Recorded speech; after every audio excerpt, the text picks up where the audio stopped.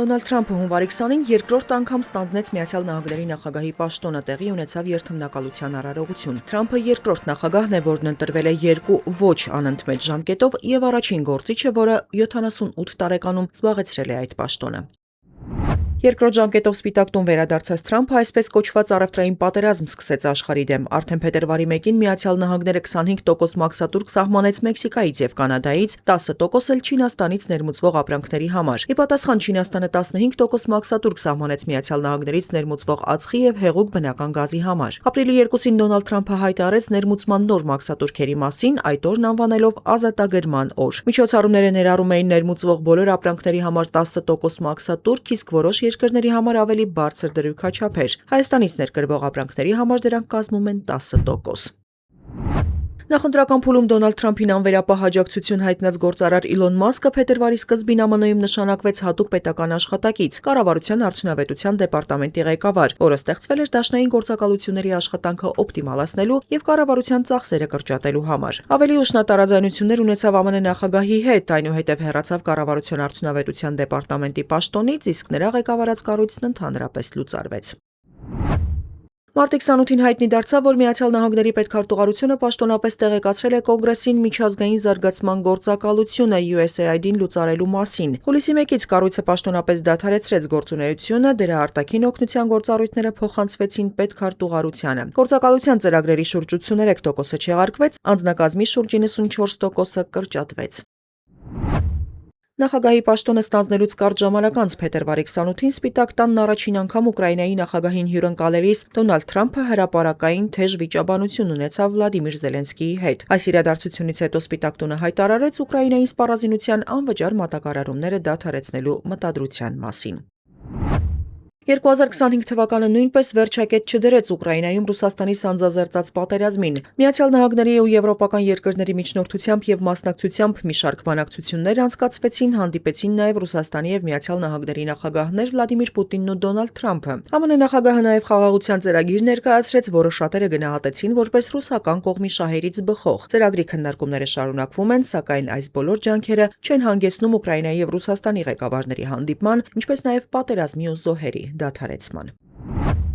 Հունիսի 13-ի առավոտյան Իսրայելը հարձակվեց Իրանի վրա, հայտարարելով առյուծի վերելք գործողության մասին։ Իսրայելը թիրախային հարվածներ հասցրեց Իրանի միջուկային, ռազմական օբյեկտներին, տարբեր պաշտոնյաների բնակության շենքերին։ Իրանը հակադարձեց իրական խոստում գործողությամբ, բալիստիկ հրթիռներ եւ անօդաչու թռչող սարքեր արձակելով Իսրայելի ուղղությամբ։ Հունիսի 22-ին հակամարտությանը միացավ ԱՄՆ, հարվածներ հասցնելով Իրանի միջուկային օբյեկտներին։ Հունիսի 24-ին արդեն Միացյալ Նահանգների նախագահ Դոնալդ Թրամփը հայտարարեց Իրանի եւ Իսրայելի միջև հրադադարի մասին։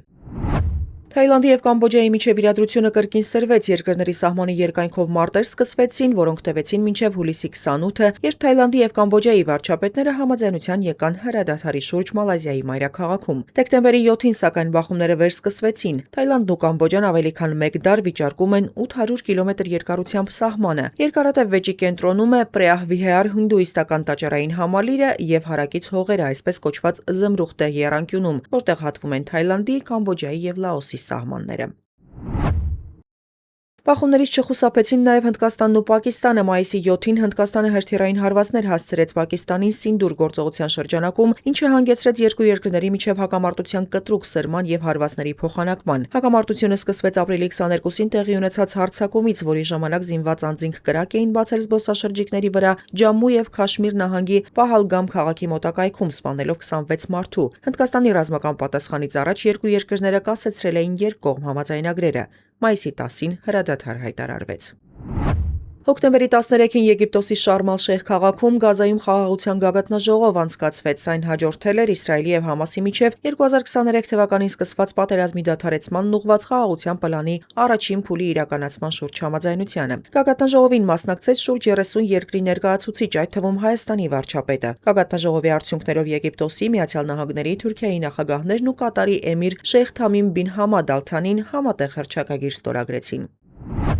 Քուրդիստանի աշխատավորական կուսակցությունը 2025 թվականի մայիսի 12-ին պաշտոնապես հայտարարեց ինքնալուծարման եւ զինված պայքարի դադարեցման մասին, հետևելով Թուրքիայում իր բանտարկված առաջնորդ Աբդուլլահ Հոջալանի կոչին։ Տեղի ունեցավ զինաթափման խորհրդանշական արարողություն, հիմա կողմերն աշխատում են իրավիճակի վերջնական քաղաքական լուծման ուղղությամբ։